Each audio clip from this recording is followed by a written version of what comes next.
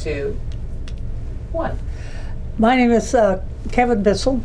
I was originally Catherine Bissell, but when we took our own names back, I was never known as Catherine. I was Kate, and they said no, you couldn't take Kate, so I kept Catherine. Because I didn't want to change my name a third time, so I'm still Kevin Bissell, and I'm from Ottumwa, Iowa. I was born and raised about 2 or 3 miles from the old Heights. And my folks have lived in Ottumwa since the 1830s. We're old timers. They're older than the Sisters of Humility, actually. I don't. My life with the Sisters of Humility, I want to tell you some of the whats. I don't know the whys. We'll see how that comes out. If I had to pick a theme, I would pick the Maoist maxim, bloom where you're planted, because I haven't had any real direction in my life. No, I know I'm going there and working towards that.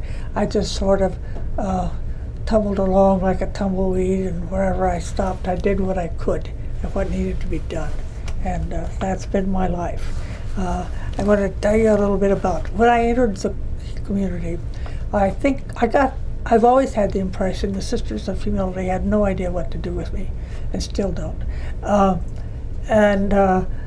So I was just a placeholder. I was used to fill in wherever there was things needed, and kind of like a cipher. And I have to say, I have to admit, I did resent that, because I thought I was more than a cipher. I thought, I ought to have some kind of destination, but I never have. So, but that worked out all right, because we had the policy of always ensuring that people had the academic background for whatever professional activity they were in, which meant I got a lot of training, lots and lots of training, very episodic and not very well connected, except that after a few decades of that, it got kind of connected. And I came to realize that what I really liked to do was sort of multidisciplinary, multicultural kinds of things. And then when Vatican II came along and we could choose our work, I tended to focus on that sort of thing. I volunteered for the Peace Corps, for the Jesuit Corps in Alaska, and I have a paper that I wrote for this. And you can read that if you're interested. I don't want to take time to talk about it now. And I was called back from Alaska to replace Sister Bernadine when she was elected president. But before I got the word on that, Caridad had signed me up to work as the Director of Research for the Latin American Bureau for the U.S. Catholic Conference. And that's what I did. That's what we did. We worked down 410 Brady Street for a year, and then we went to Washington, D.C. And that kind of focused my interest on international issues. And then after the U.S.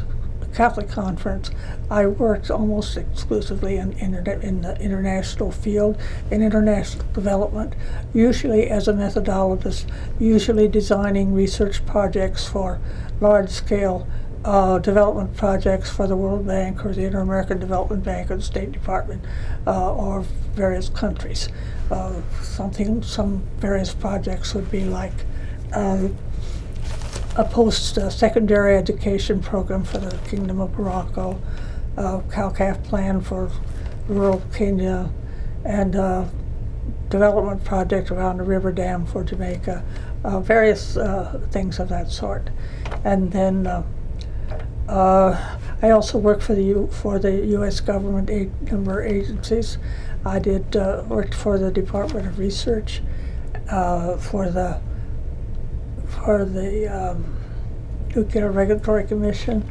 I served as a congressional liaison for the Secretariat for the Nuclear Regulatory Commission, and that involved responding to members of Congress when they had a question. That is, researching the answer, preparing the response, and negotiating with all the 5 commissioners to get their agreement on it. And that was, as I told before they haggled like fishwives over every period and preposition. So it was really hard work, but I enjoyed it. And then I worked as an assistant to the chairman, John Ahern, and on the project as a program assistant. Each commissioner got 2 assistants, one for a lawyer and one a nuclear engineer, and one a program assistant who took care of all the agency stuff and all the commercial and medical and industrial uses of radionuclides. And that was interesting too. I enjoyed that. But I worked for other agencies too. I did some work for Hugh. I did a study of the incidence and prevalence of vector-borne diseases for migrant camps for HEW. I did a study of parent-child. I was doing more an evaluation of parent-child programs in all 58 states, also for Hugh.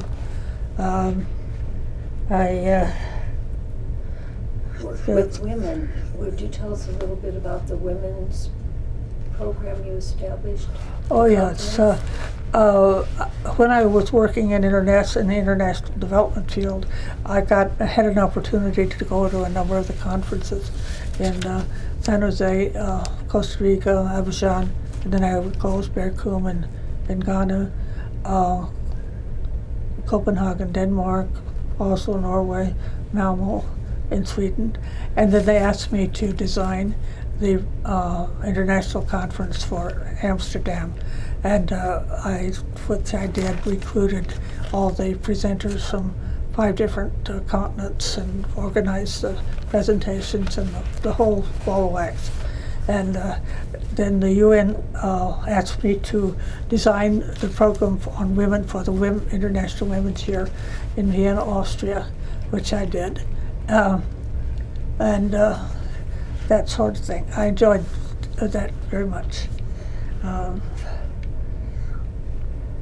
All this time I was teaching at Howard University. I taught in the undergraduate school. I taught research design, and I was in charge of all graduate research for the theses and for the dissertations of students and so on. And that was mainly a night program because they recruited people from the U.S. Workforce, a capital workforce, and they were all night programs. So I really could work 2 jobs at once. It kept me busy, and I enjoyed that. And I don't know what else I can tell you. When I finally retired, Carrie Dodd's father died in 1984, and she was to the retirement period too, and she wanted to go back to Mexico. So then we designed Ceramex to keep her busy in Mexico. And we're kind of proud of what Ceramex was able to accomplish. We say it's the work of 2 old women in their retirement.